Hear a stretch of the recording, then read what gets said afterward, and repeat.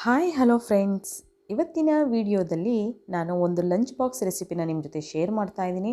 ಇದನ್ನು ನೀವು ಬ್ರೇಕ್ಫಾಸ್ಟಿಗೆ ಕೂಡ ಮಾಡ್ಕೋಬೋದು. ತುಂಬಾ ಈಸಿಯಾಗಿ ಮಾಡುವಂತಹ ಒಂದು ರೆಸಿಪಿ. ಸೊ ಇದು ವೆಜ್ ಮಸಾಲ ರೈಸ್ ಅಂತ. ವೆಜ್ ಮಸಾಲ ರೈಸ್ನ ತುಂಬ ಈಸಿಯಾಗಿ ಮಾಡ್ಬೋದು, ತುಂಬ ಟೇಸ್ಟಿಯಾಗಿ ಕೂಡ ಇರುತ್ತೆ. ಎಲ್ಲರಿಗೂ ಕೂಡ ತುಂಬ ಇಷ್ಟ ಆಗುವಂಥ ಒಂದು ರೆಸಿಪಿ. ಸೊ ಹೇಗೆ ಮಾಡೋದು ಅಂತ ನೋಡೋಣ ಬನ್ನಿ. Hi hello friends, welcome back to Aadya colourful. ನಾನು ಸುಮಾ. ಫ್ರೆಂಡ್ಸ್, ನಿಮಗೆ ನನ್ನ ವಿಡಿಯೋ ಇಷ್ಟ ಆದರೆ ಪ್ಲೀಸ್ ನನ್ನ ಚಾನಲ್ನ ಸಬ್ಸ್ಕ್ರೈಬ್ ಮಾಡ್ಕೊಳ್ಳಿ, ಹಾಗೆ ಬೆಲ್ ಐಕನ್ನು ಕ್ಲಿಕ್ ಮಾಡಿ, ಹಾಗೆ ಲೈಕ್ ಮಾಡಿ ಫ್ರೆಂಡ್ಸ್. ಮತ್ತು ನಿಮ್ಮ ಫ್ರೆಂಡ್ಸ್ ಗ್ರೂಪಲ್ಲಿ ಆದಷ್ಟು ನನ್ನ ವಿಡಿಯೋನ ಶೇರ್ ಮಾಡಿ, ಆಗ ನನ್ನ ಎಲ್ಲ ವಿಡಿಯೋಗಳ ನೋಟಿಫಿಕೇಷನ್ ನಿಮಗೆ ತಕ್ಷಣಕ್ಕೆ ಸಿಗುತ್ತೆ. ಸೊ ಮೊದಲನೇದಾಗಿ ಇಲ್ಲಿ ನಾನು ವೆಜ್ ಮಸಾಲ ರೈಸ್ ಮಾಡೋದಕ್ಕೆ ಒಂದು ಪ್ಯಾನ್ ತೊಗೊಂಡಿದ್ದೀನಿ. ಸೊ ಇಲ್ಲಿ ಸುಮಾರು ಒಂದು 4ರಿಂದ 5 ಸ್ಪೂನ್ ಆಗೋಷ್ಟು ನಾನು ಆಯಿಲ್ನ ಹಾಕ್ಕೊಂಡಿದ್ದೀನಿ. ನೀವು ತುಪ್ಪ ಯೂಸ್ ಮಾಡೋದಾದರೆ ತುಪ್ಪ ಕೂಡ ಯೂಸ್ ಮಾಡಬಹುದು. ನಂತರ ನಾನು ಸ್ವಲ್ಪ ಸಾಸಿವೆ ಹಾಕೋತಾ ಇದ್ದೀನಿ, ಒಂದು ಅರ್ಧ ಸ್ಪೂನ್ ಆಗೋಷ್ಟು ಸಾಸಿವೆ. ಸೊ ಸಾಸಿವೆ ಸಿಡಿದ ನಂತರ ಈಗ ನಾನು ಇಲ್ಲಿ ಜೀರಿಗೆ ತೊಗೊಂಡಿದ್ದೀನಿ, ಒಂದು ಅರ್ಧ ಸ್ಪೂನ್ ಆಗೋಷ್ಟು ಜೀರಿಗೆ, ಮತ್ತು 1 ಕಪ್ ಆಗೋಷ್ಟು ನಾನು ಇಲ್ಲಿ ಈರುಳ್ಳಿನ ತೊಗೊಂಡಿದ್ದೀನಿ, ಉದ್ದುದ್ದ ಕಟ್ ಮಾಡಿ ಇಟ್ಕೊಂಡಿದ್ದೀನಿ. ಸೊ ನೋಡಿ, ಇವಾಗ ನಾನು ಇದನ್ನು ಮಿಕ್ಸ್ ಮಾಡ್ಕೊತಾ ಇದ್ದೀನಿ. ಓಕೆ, ನೋಡಿ ಚೆನ್ನಾಗಿ ಅದು ಫ್ರೈ ಆಗಲಿ ಎಣ್ಣೆಯಲ್ಲಿ. ಸೊ ಈಗ ಸ್ವಲ್ಪ ಕಲರ್ ಚೇಂಜ್ ಆಗ್ತಾ ಬರ್ತಾ ಇದೆ. ಸೊ ಇವಾಗ ನಾನು ಶುಂಠಿ ಬೆಳ್ಳುಳ್ಳಿ ಪೇಸ್ಟನ್ನು ಹಾಕ್ಕೋತಾ ಇದ್ದೀನಿ, 1 ಸ್ಪೂನ್ ಹಾಕೋಷ್ಟು. ನಂತರ ಒಂದು ಹಸಿರು ಮೆಣಸಿನಕಾಯಿನ ನಾನು ಕಟ್ ಮಾಡಿ ಹಾಕ್ಕೊಂಡಿದ್ದೀನಿ.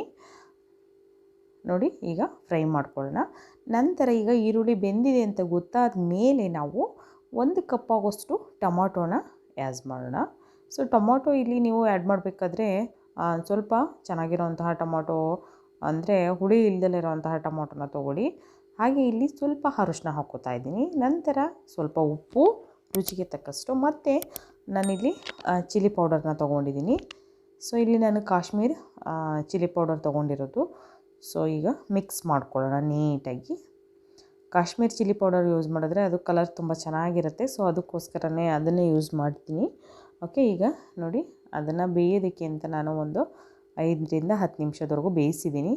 ಅದಾದ ನಂತರ ಇವಾಗ ನಾನು ಕ್ಯಾರೆಟು ಮತ್ತು ಬೀನ್ಸ್ ಹಾಗೆ ಆಲೂಗೆಡ್ಡೆ ಇಷ್ಟನ್ನು ಕೂಡ ಇವಾಗ ನಾನು ಸಣ್ಣದಾಗಿ ಕಟ್ ಮಾಡಿ ಇಟ್ಕೊಂಡಿದ್ದೀನಿ, ಇವಾಗ ಹಾಕ್ಕೊಂಡಿದ್ದೀನಿ, ನೋಡ್ತಾ ಇದ್ದೀರಲ್ಲ.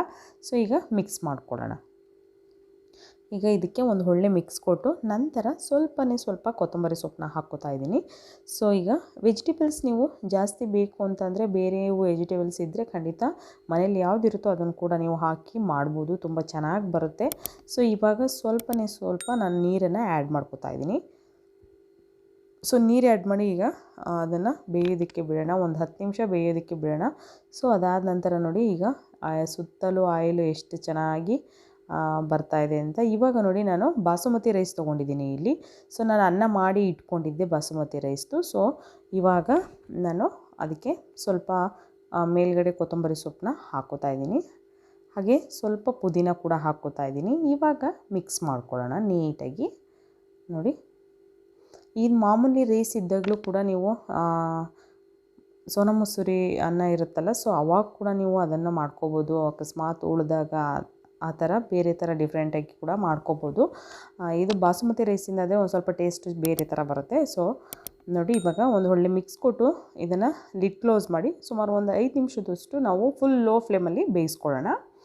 ಓಕೆ, ಸೊ ಒಂದು 5 ನಿಮಿಷ ಆಗಿದೆ. ಇವಾಗ ನಾನು ತೆಗೆದು ತೋರಿಸ್ತಾ ಇದ್ದೀನಿ, ನೋಡ್ತಾ ಇದ್ದೀರಲ್ಲ. ವಾವ್, ವೆಜ್ ಮಸಾಲ ರೈಸ್ ರೆಡಿಯಾಗಿದೆ. ತುಂಬ ಸಿಂಪಲ್ಲಾಗಿ ಮಾಡುವಂತಹ ಒಂದು ಸಿಂಪಲ್ ರೆಸಿಪಿ ಇದು. ಸಿಂಪಲ್ ಮತ್ತು ತುಂಬ ಟೇಸ್ಟ್ ಕೂಡ ಇರುತ್ತೆ. ಖಂಡಿತವಾಗ್ಲೂ ನೀವು ಇದನ್ನು ಲಂಚ್ ಬಾಕ್ಸಿಗೆ ಕೂಡ ಮಾಡ್ಕೋಬೋದು, ತುಂಬ ಚೆನ್ನಾಗಿರುತ್ತೆ.